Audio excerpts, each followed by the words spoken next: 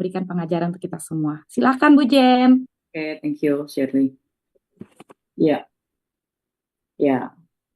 Tema hari ini, Your battle is not yours. Peperanganmu bukanlah milikmu, gitu ya.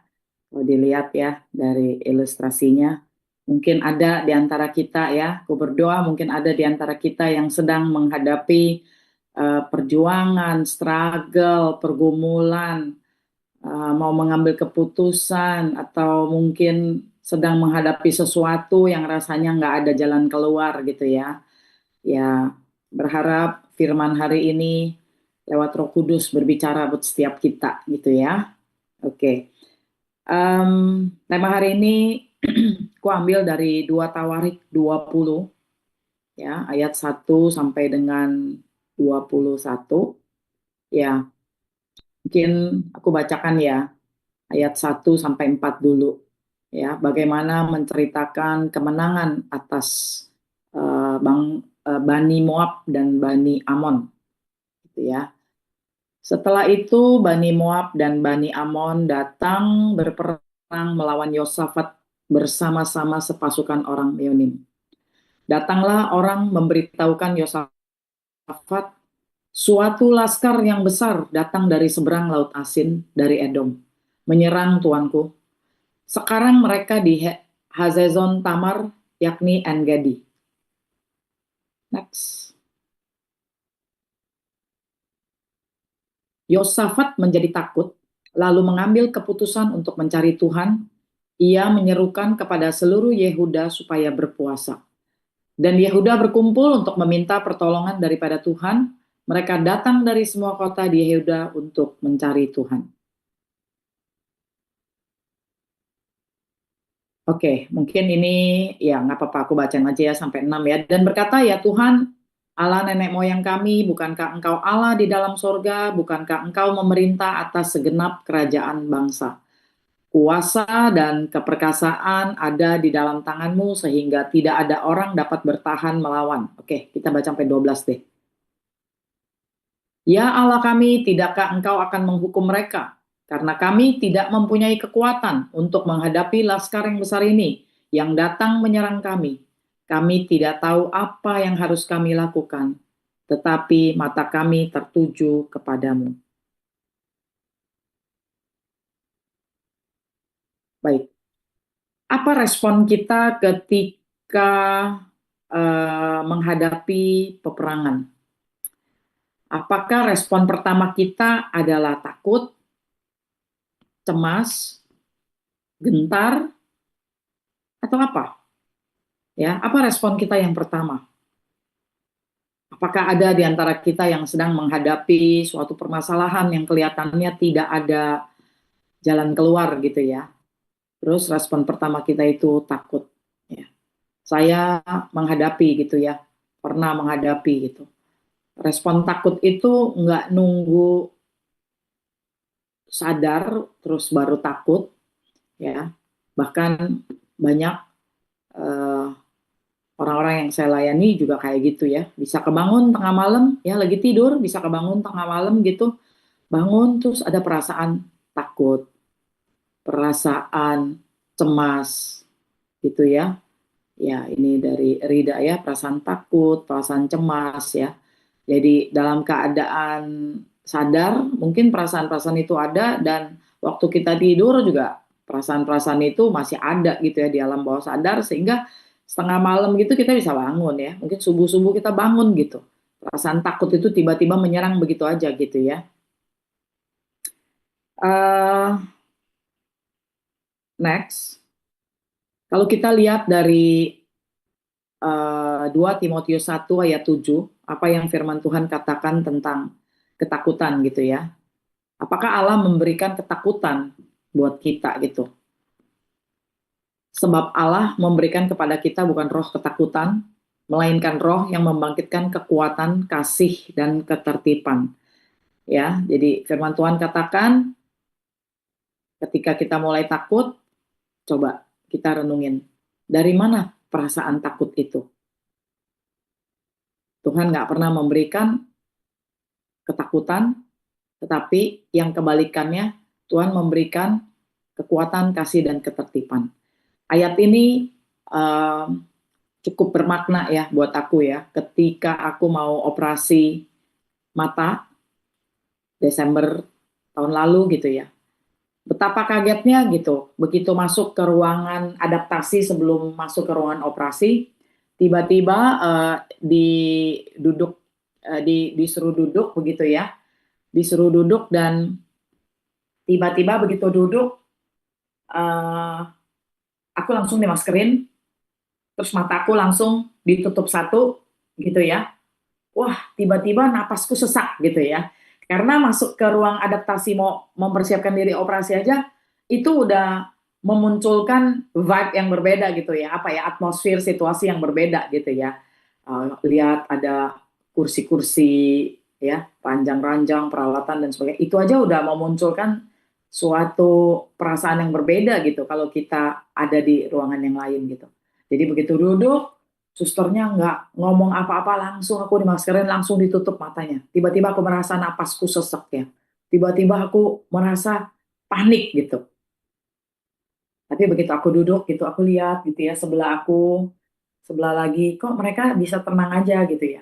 Tiba-tiba ayat ini, Tuhan ingetin ayat ini gitu ya.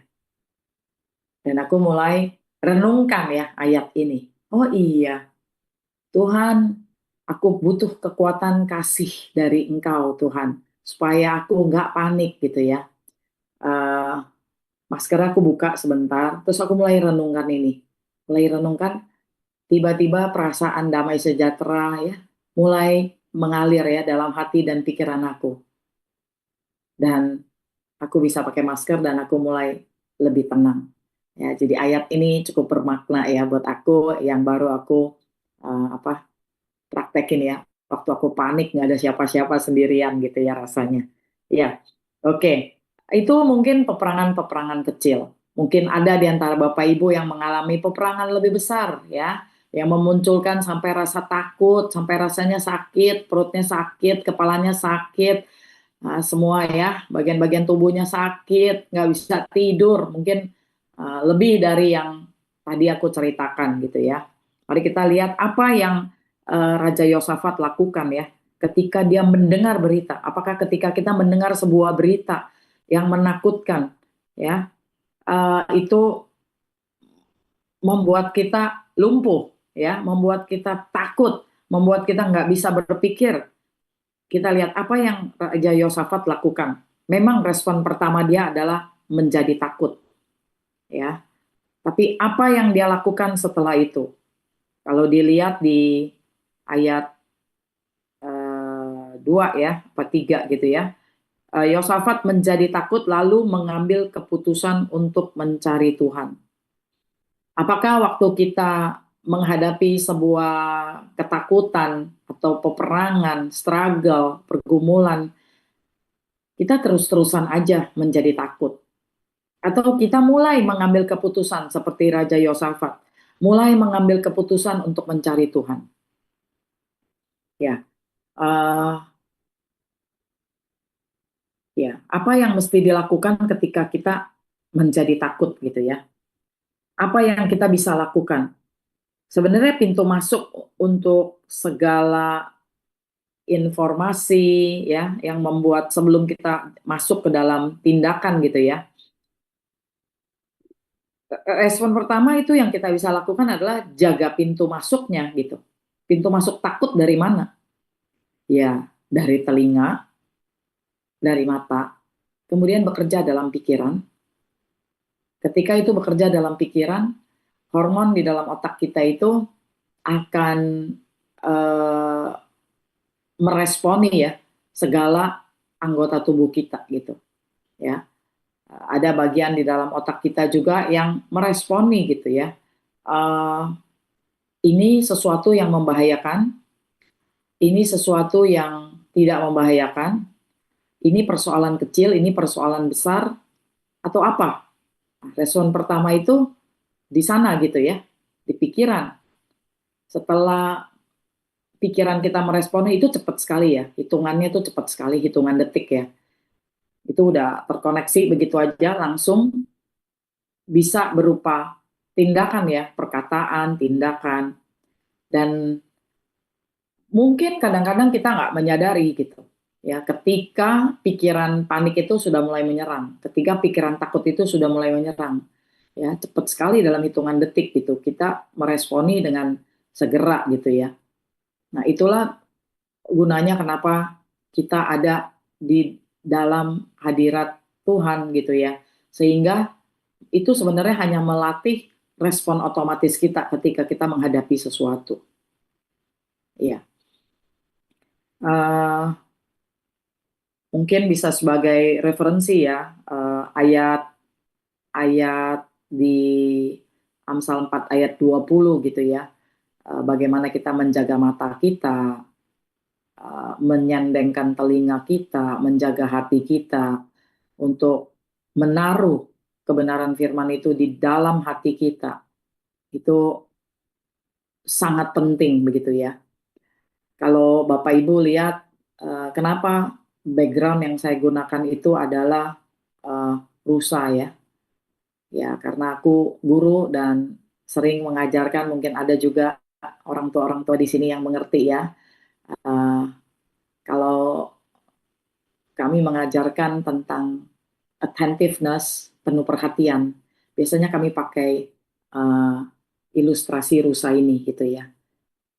Uh, Kenapa ilustrasi rusa? Karena sebelum aku masuk ke rusa ya, kita baca firmannya dulu. Uh, Iman timbul dari pendengaran dan pendengaran oleh firman Kristus. Roma 10 ayat 17 gitu ya. Um, Mungkin ini kita sudah sering dengar ya, pendengaran oleh firman. Tapi waktu aku renungkan ini, aku mulai memikirkan gitu ya, merenungkan, oh ternyata pendengaran yang dimaksud di sini bukan pendengaran apa? Pendengaran akan firman itu bukan cuma firman yang ditulis gitu. Firman yang kita baca yang ditulis. Tetapi firman yang menjadi rema. Firman yang memunculkan kesadaran-kesadaran dan pengertian-pengertian yang baru gitu ya. Lewat breakthrough ya, menerobos dalam pikiran-pikiran kita, memunculkan pemikiran-pemikiran Kristus di dalam pikiran kita. Itulah pendengaran oleh firman yang dimaksud, yang sampai memunculkan rema. Jadi bukan cuma sekedar, ya setiap hari saya mendengar kok firman, oh iya firman itu sih pantasnya buat Shirley ya kayaknya, atau buat Bu Irma gitu. Tapi justru pendengaran firman itu yang memunculkan rema buat diriku. Ya, oke. Sebagai intermezzo, kenapa rusa ini menjadi aktor utama di layar kita pagi ini? Ya, karena sedikit cerita tentang rusa gitu ya, berkenaan dengan pendengaran. Jadi rusa ini memiliki pendengaran yang tajam, ya, dan juga uh, kalau aku ceritain ke murid-murid gitu ya, ilustrasinya itu ada rusa yang lagi sama-sama makan rumput gitu ya. Tiba-tiba dia mendengar suara kresek-kresek gitu ya, kayak langkah kaki gitu ya. Walaupun dia lagi makan, dia tetap aware gitu ya, sigap gitu. Terlihat dari apa? Terlihat dari telinganya yang langsung tegak. Ya, itu namanya attentiveness atau penuh perhatian. Ya, dan memang telinga rusa ini didesain untuk menangkap suara-suara dengan tajam gitu ya. Dan mereka bisa mendengar suara-suara dari kejauhan dengan tepat gitu. Nah, apakah setiap kita juga memiliki pendengaran ya, bukan pendengaran secara fisik aja ya, tapi pendengaran secara spiritual gitu ya, pendengaran secara rohani gitu ya, waktu kita mendengar firman, waktu kita membaca firman, apakah kita juga menggunakan telinga rohani kita seperti itu gitu. Oke, next. Pintu masuk yang pertama itu telinga gitu ya. Oke.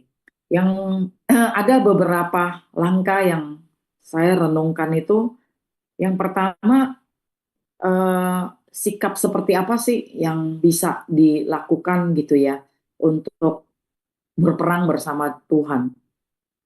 Yang pertama itu berpaling pada Tuhan ya.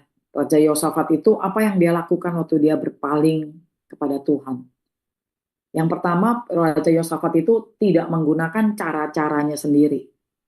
Ya, mencari Tuhan itu atau berpaling kepada Tuhan itu meninggalkan semua cara-caraku, metode-metodeku, bukan fokus pada metode atau caraku, tapi fokus pada Tuhan yang bekerja lewat metode-metode dan cara-cara tersebut. Jadi bukan dibalik ya, memikirkan metode dan cara, baru mencari Tuhan.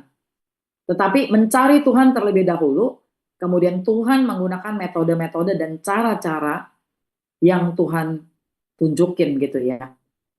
Nah, bagaimana bisa berpaling pada Tuhan dan menggunakan metode-metode atau cara yang Tuhan minta atau suruh lakukan. Ya. Kuncinya pada hubungan pada Tuhan dan bukan pada metodenya. Jadi jangan dibalik gitu ya. Kuncinya adalah hubungan pada Tuhan dulu, komunikasi sama Tuhan, baru metodenya gitu. Gunakan waktu-waktu untuk ngobrol dengan Tuhan.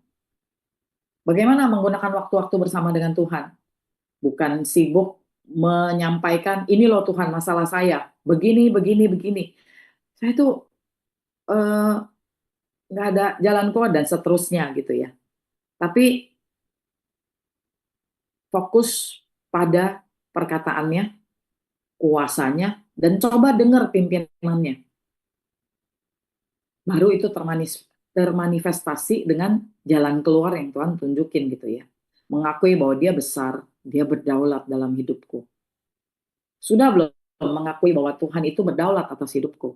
Sudah belum mempercayai bahwa Tuhan itu eh, nggak pernah merancangkan yang buruk? Atau kita selalu curiga sama Tuhan gitu ya?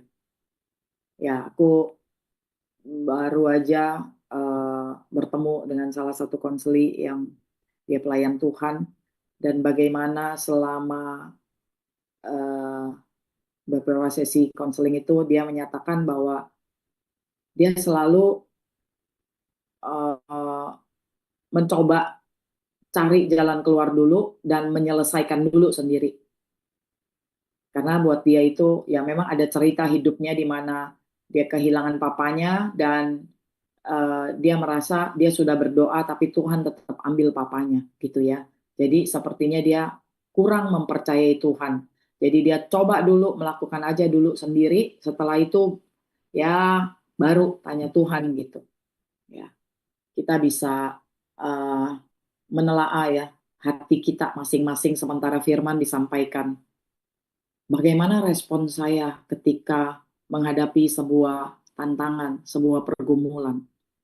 Apakah respon pertama adalah hmm, mencari jalan keluar menurut pemikiran aku, menurut pengalaman aku, atau aku fokus pada perkataannya, kuasanya, pimpinannya?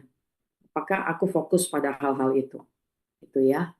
Yang kedua itu berpuasa dan meminta pertolongan. Ya, kalau kita lihat Raja Yosafat, dia mengumumkan kepada uh, rakyatnya gitu ya untuk berpuasa dan meminta pertolongan.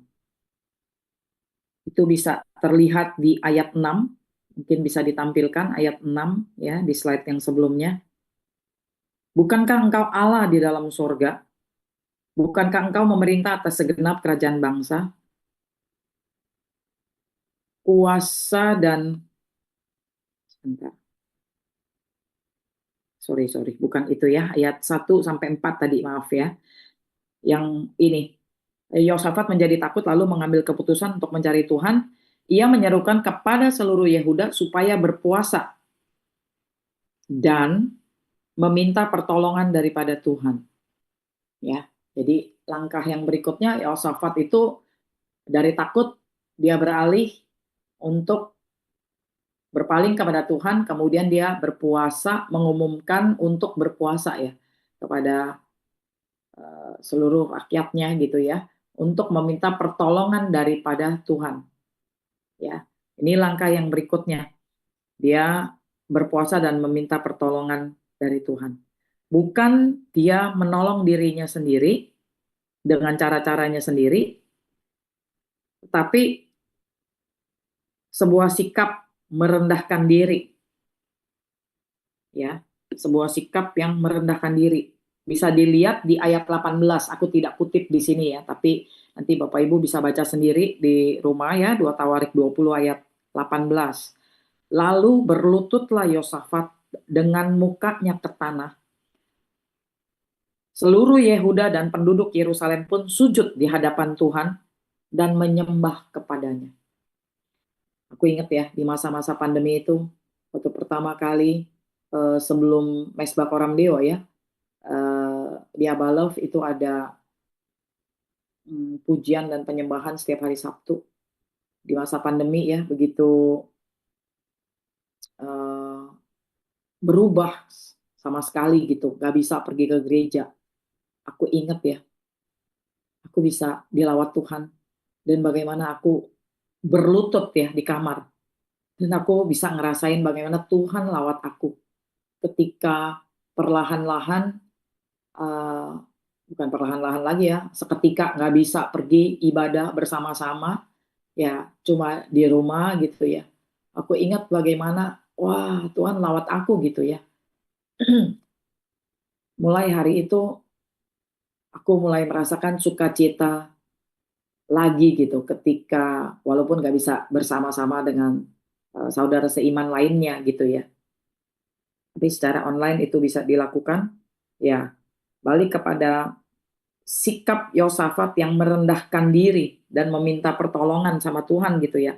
Terlihat bagaimana bukan saja merendahkan diri itu terlihat dari sikap hatinya, tetapi itu juga terlihat dengan sikap dia secara fisik gitu ya. Dia merendahkan diri, aku membayangkan merendahkan diri sampai mukanya itu menghadap ke tanah.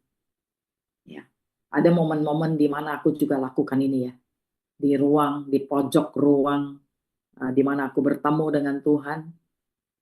Ada momen-momen di mana aku mengalami begitu kesesakan, ini aku lakukan. Sebagai ekspresi bagaimana aku merendahkan diri di hadapan Tuhan. Ya, uh, dan butuh pertolongan Tuhan. Ini aku lakukan. Uh, inilah sebenarnya sikap berperang gitu ya. Kalau dibaca juga di ayat-ayat yang berikutnya itu, di ayat-ayat di bawah itu bagaimana, bentar ya aku lihat ya di ayat persisnya itu,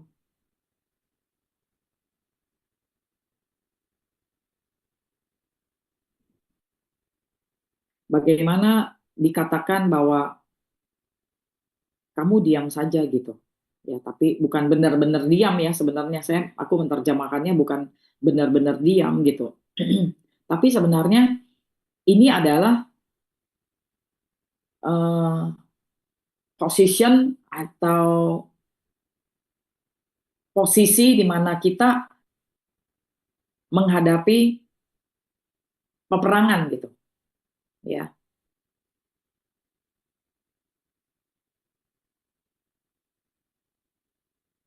Walaupun kelihatannya Yosafat itu bukan berperang physically gitu ya, berperang pakai pedang gitu ya, berperang pakai senjata gitu. Bukan itu gitu. Tapi mereka berperang di alam roh gitu. Mereka berperang ya. Sebelum mereka berperang secara fisik, mereka berperang dulu gitu sebenarnya sebelum menghadapi musuh-musuhnya. Gitu ya. Aku tulisnya di sini ini. Take your position, yaitu worship. Stand still and see the salvation of the Lord. Ya, ini di ayat 20 ya. Dengar hai Yehuda dan penduduk Yerusalem, percayalah kepada Tuhan Allahmu dan kamu akan tetap teguh. Ya. Uh, ya.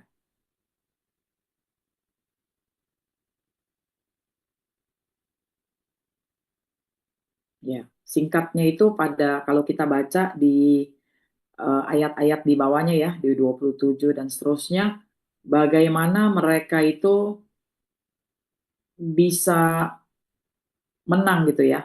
Lewat apa? Waktu mereka menyanyi nyanyian untuk Tuhan dan memuji Tuhan gitu ya. Nah, mereka sedang mengambil fokus mereka kepada Tuhan, mereka menjadi tenang dan berhenti mencoba mencari jawaban dan beralih kepada Tuhan gitu.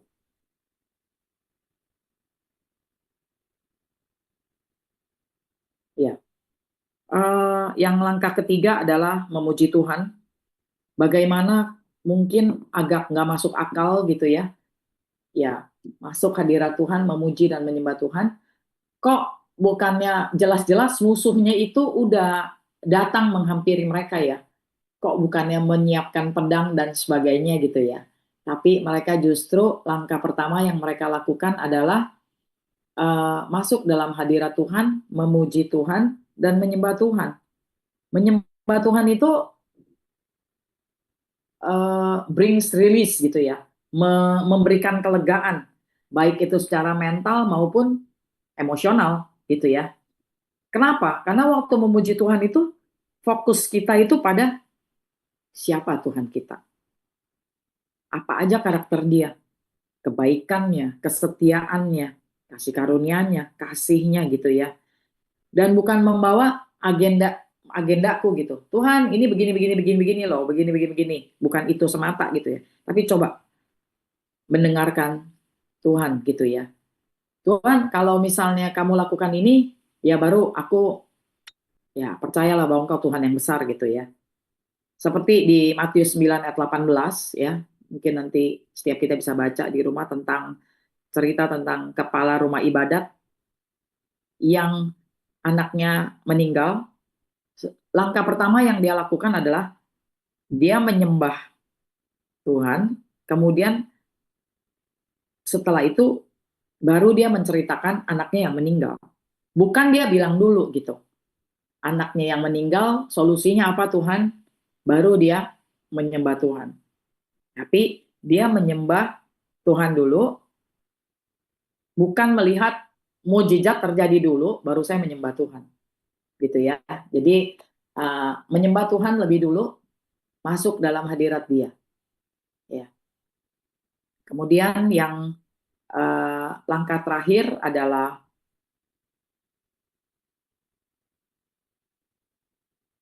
mempercayai Tuhan dan bergantung kepadanya dan menyerahkan serta mengakui kelemahan kita. Ya, ini bisa dilihat di ayat 12 gitu ya. Waktu firman Tuhan mengatakan bahwa karena kami tidak mempunyai kekuatan. Ya, mungkin kalau ada di antara kita yang merasa udah nggak punya lagi kekuatan, nggak punya lagi Tuhan. Ya, mesti datang kepada Tuhan. Ya, minimal punya kekuatan ya untuk datang kepada Tuhan. Aku ingat ya waktu aku patah tulang belakang, physically, secara fisik aku udah nggak punya kekuatan untuk mungkin mengambil sikap berlutut sampai mukaku ke tanah. Mungkin aku udah nggak bisa lagi. Tapi aku bisa menggunakan sikap hatiku yang sungguh-sungguh merendahkan diri di hadapan Tuhan. Ya, bukan physically. Jadi itu balik lagi kepada sikap hati bagaimana kita datang ke hadirat Tuhan. Kalau kita udah nggak punya kekuatan secara fisik, tapi kita punya kekuatan ya lewat hati kita, lewat sikap hati kita. Dia bilang begini, kami tidak mempunyai kekuatan untuk menghadapi laskar yang besar ini yang datang menyerang kami. Mungkin dia udah ukur-ukur kekuatan laskar yang laskar mereka ya, kekuatan mereka dibandingkan dengan kekuatan Bani Amon ya.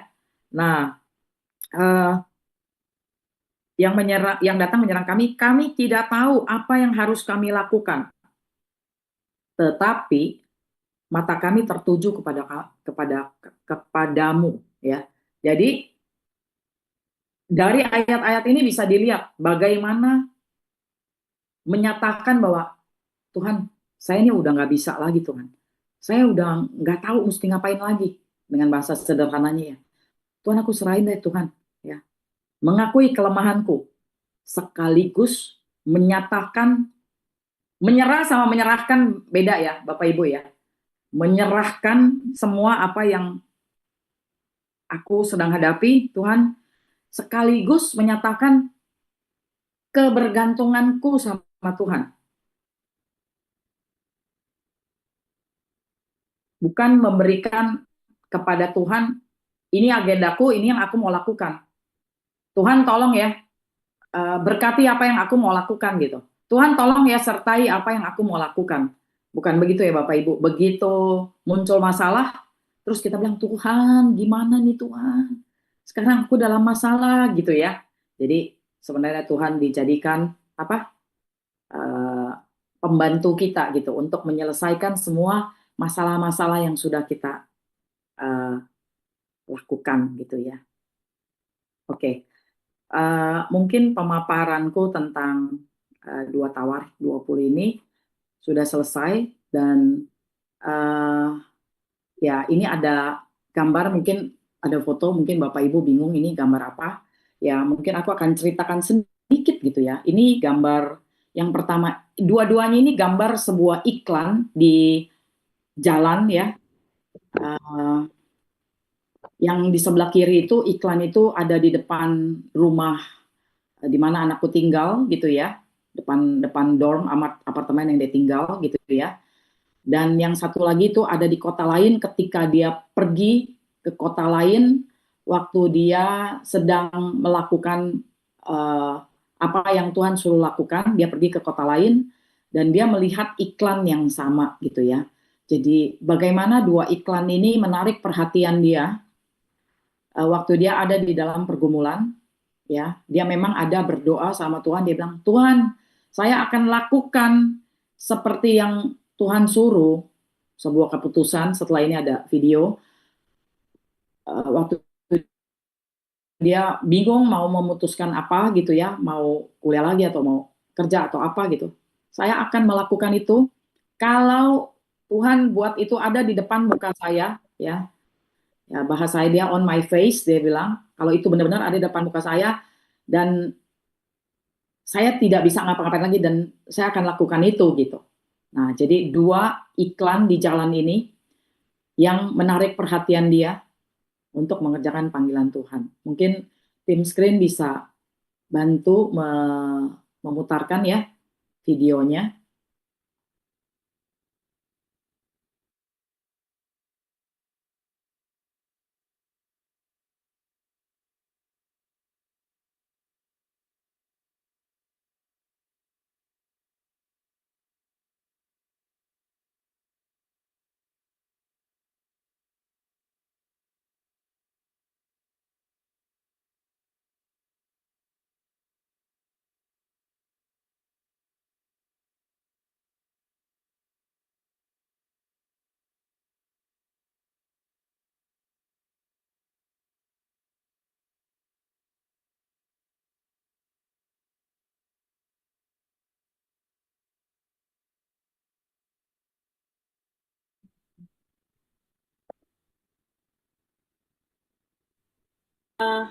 Berkenaan dengan firman yang baru aja disampaikan nih, Rosel punya pengalaman nggak sih? Apakah akhir-akhir ini sedang berperang menghadapi sesuatu pergumulan gitu? Bisa cerita nggak, Rosel?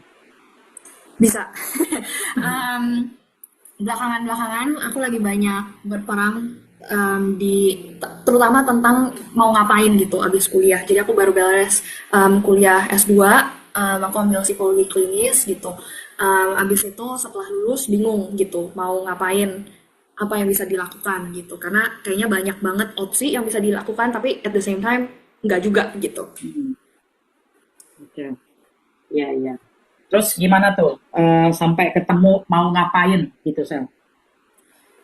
Awalnya sih sebenarnya aku banyak bingung, terus banyak takut juga harus ngapain, khawatir juga gitu. Terus akhirnya aku decided buat kayak ya berdoa lah gitu, tanya Tuhan mau ngapain gitu. Terus ada satu offer waktu itu untuk bisa apply. Offer ini offer S3 gitu. Dan waktu aku apply itu tuh pertama-tama kelihatannya kayak wah oke banget, kelihatannya dari kayak wah ini kayak dari Tuhan banget. Ini tuh bener-bener ya kayaknya cocok gitu. Pada akhirnya aku apply gitu. Tapi Tapi proses kamu mau S3, application-nya Sel? enggak.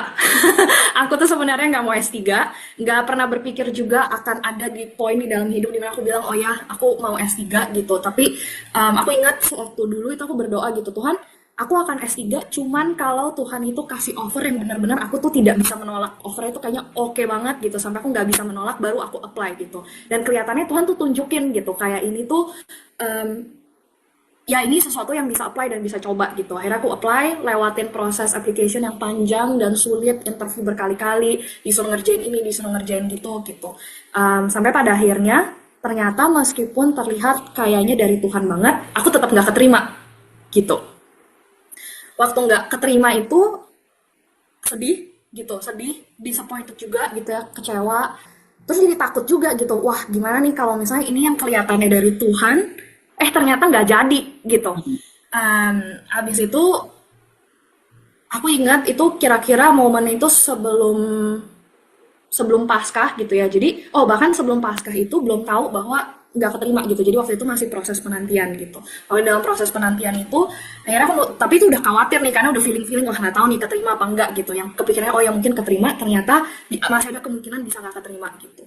Akhirnya aku berdoa waktu masa sebelum Paskah itu ada kayak waktu 5 hari lah gitu untuk gereja tuh lagi adakan kayak doa puasa bersama gitu selama 5 hari. Terus akhirnya aku ikutan doa puasa itu selama 5 hari. Karena aku bilang Tuhan, aku ini udah nggak tahu lagi mesti ngapain. Kayaknya aku tuh udah ngelakuin semua yang aku bisa lakukan. Aku udah apply, aku udah belajar juga persiapan buat interview dan segala macem. Gitu akhirnya aku berdoa di masa 5 hari itu momen dimana aku benar-benar apa ya, kayak Tuhan lagi gitu, Tuhan ini gimana ya gitu di dalam masa aku lagi khawatir ini aku harus ngapain gitu. Abis itu aku banyak belajar di dalam 5 hari itu benar-benar kayak bertapa 5 hari doa puasa gitu. Tapi aku lihat gitu gimana Tuhan itu ubahkan hati aku gitu. Bahkan waktu aku selesai doa puasa pun belum ada kabar juga gitu, nggak tahu juga gitu. Tapi pada akhirnya tetap nggak keterima gitu, dikasih tahu nggak keterima. Tapi momen dimana aku 5 hari itu doa puasa itu aku apa ya, jadi malah sesuatu untuk preparation lah gitu untuk menghadapi fakta bahwa aku nggak diterima gitu. Ya. Ya. Apa yang kamu dapat ketika kamu berpuasa? Jadi prosesnya pertama takut gitu ya. Terus mana bisa berpaling, terus berpaling berdoa ya gitu ya. Tadi Rosel cerita dari takut bisa berpaling kepada Tuhan dengan berdoa. Katanya Papa pernah sering ngomong sesuatu sama Rosel suruh kalau waktu takut. Iya, Papa tuh selalu ngomong gitu, kalau misalnya kamu takut, bingung ngapain, ya berdoalah gitu. Ya, itu sering banget didengar gitu ya. Tapi aku ingat pada masa-masa itu tuh, ya memang aku udah setelah ditolak itu juga nggak tahu mesti ngapain lagi gitu. Karena yang tadinya aku pikir, wah ini jalan Tuhan, wah ini apa yang Tuhan mau aku kerjain gitu. Ternyata, ternyata bukan gitu. Jadi habis aku ingat Papa bilang kayak gitu, aku pikir ya oke, ini saatnya untuk aku ya mungkin berdoa lagi gitu. Akhirnya aku ingat aku berdoa, aku bilang Tuhan, ini udah nggak jadi. Aku masih ngapain nih sekarang gitu. Aku ingat banget spesifik bilang Tuhan kasih aku ide, aku harus ngapain. Aku cuma bilang Tuhan kasih aku ide, aku harus ngapain gitu. Abis itu aku ingat ada satu hari aku tuh lagi naik tram, lagi jalan gitu ya. Tiba-tiba aku lihat iklan di halte tram gitu. Iklan ini tuh tentang kampanye gitu, kayak kampanye tentang kesehatan mental. Habis itu di bawahnya gitu tulisan kecil ada kayak tulisan oh ya kampanye ini dilakukan oleh organisasi ini gitu. Terus waktu aku lihat itu sama aku lihat kayaknya menarik gitu. Ya udah akhirnya aku decide buat kayak coba googling tentang organisasi ini gitu. Akhirnya aku pakai organisasi. Apa yang membuat kamu menarik? Tadi kamu bilang menarik. Apanya yang menarik? Karena ternyata atau apa? Aku merasa kampanye sendiri tuh menarik gitu. Aku nggak tahu kenapa yang membuat aku tertarik dengan wah ini nih kayak smart design gitu di kampanye ini. Dan si organisasi ini tuh organisasi untuk khusus ngurusin depresi dan suicide, bunuh diri gitu. Jadi organisasi ini khusus ngurusin itu gitu dan mereka lakukan kampanye itu gitu. Itu yang membuat aku menarik sih gitu karena khusus ngurusin depresi dan orang-orang yang mau bunuh diri gitu. Iya. Kalau ngomong-ngomong tentang orang depresi, ya, ya, eh, Mama nemuin ya, waktu tahun 2015 itu di buku pelajaran Rosel, eh, Rosel tulis gitu ya, waktu itu dengan Hmm. menyampingkan talenta kamu, Mhm. kebisaan kamu, gitu ya. Mhm. Mhm. Apa sih God's calling gitu untuk kamu? Hmm. Kamu masih ingat ya Hmm. apa yang kamu tulis di Ya, situ ya? ya, Kamu jawab ya, apa ya di tulisan itu ya? ya. Mhm, mhm, mhm. Uh, Aku It ingat gitu. Impacts people Hmm. ya. Berarti itu Ya, to help 10 tahun impress yang people. lalu ya. Berarti itu 10 tahun yang lalu ya. Ya, 10 tahun lebih mungkin. Mungkin Oh, kayak 12 gitu ada. Ya, ya. mungkin Hmm. 12 tahun yang lalu ya. Ya. Mhm. Oke. Nah, apakah juga ada hubungannya tuh? Iklan itu, apakah ada hubungan iklan itu dengan kata depressed? Ya, I think karena organisasi itu khusus ngurusin orang-orang depresi gitu ya. Aku waktu lihat itu kayak aku teringat lagi gitu bahwa oh iya ya, kayak 10-12 tahun yang lalu aku tuh ada satu momen very specific gitu di mana aku ngerasa ya Tuhan panggil aku buat orang-orang yang depresi dan yang mau bunuh diri gitu. Dan makanya kenapa mungkin waktu aku lihat iklan itu juga aku juga jadi tertarik akan hal itu karena aku tuh Hmm. inget akan hal itu gitu. Oke. Gitu. Kemudian langsung apply atau gimana tuh Sel, prosesnya? Bisa ceritakan singkat. Akhirnya aku research dulu gitu, lihat-lihat websitenya gitu. Apakah karena kan nggak tahu juga gitu organisasinya itu sebenarnya mungkin atau enggak untuk bisa S3 di sana atau apakah mereka punya lowongan pekerjaan. Jadi benar-benar nggak tahu nih, cuma lihat random iklan gitu. Terus Oh, jadi waktu S3 sekaligus sekolah dan bekerja ya, dibayar ya gitu ya maksudnya ya. ya gitu, karena nggak tahu juga mereka punya offernya seperti apa gitu. Ya. Akhirnya waktu aku research, ternyata mereka itu ada kemungkinan untuk bisa S3, Hmm. tapi juga kayak informasinya nggak terlalu jelas gitu. Kayak ya bisa ada kemungkinan, tapi mereka juga lagi nggak ada posisi gitu.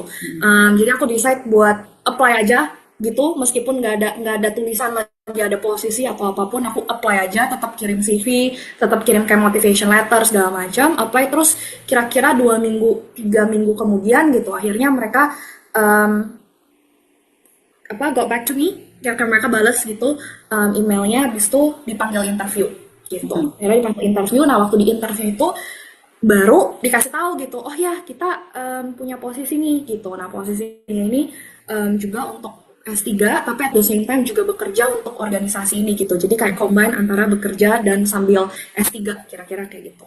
Ya, ya.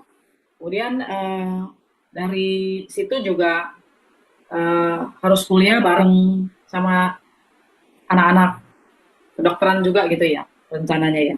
Rencananya begitu, tergantung dengan apa yang nanti bisa dikerjakan, tapi ya ada offer untuk bisa kayak harus kuliah juga gitu bareng Hmm. sama anak-anak kedokteran juga gitu. Hmm. Ya, jadi lewatin proses interview itu, akhirnya banyak nanya-nanya, ketemu sama profesornya juga. Proses yang ketimbang waktu apply yang pertama, proses yang jauh lebih cepat. Yang pertama itu berbulan-bulan, yang ini cuma mungkin 1 bulan mungkin dari kayak pertama kali dipanggil sampai akhirnya mereka bilang terakhir ketemu sama profesornya. Aku ingat banget interview sama profesornya cuma sebentar banget, cuma 10 menit. Terus kayak 10 menitnya lagi aku tanya-tanya profesornya, iya gimana-gimana gitu. Terus dia kayak, iya kayak saya punya impresi yang positif tentang kamu gitu. Kayak we would like you to be part of the team. Jadi proses yang benar-benar kayak aku melihat bagaimana waktu aku berserah, bukan menyerah ya, berserah sama Tuhan, untuk Tuhan kayak guide, oke okay, kesini dan ini yang perlu kamu kerjain, itu tuh Tuhan atur gitu sedemikian rupa prosesnya gitu, kayak benar-benar supaya itu tuh mungkin nggak gampang juga, tapi kayak ada hal-hal yang aku juga perlu lakukan, perlu datang ke interviewnya, perlu prepare dan segala macam gitu. Tapi aku lihat gimana um, Tuhan itu menyediakan untuk aku gitu. Oke. Jadi prosesnya dari takut berpaling pada Tuhan, melakukan puasa, terlebih lagi punya sikap hati mempercayai Tuhan dan Ya, bergantung ya sama Tuhan ya. ya, Sel ya. Mhm. Oke, Ya. ya, oke, ya. Mungkin itu aja cukup. Thank you Sel buat kesaksiannya. Thank you. Ya, God bless.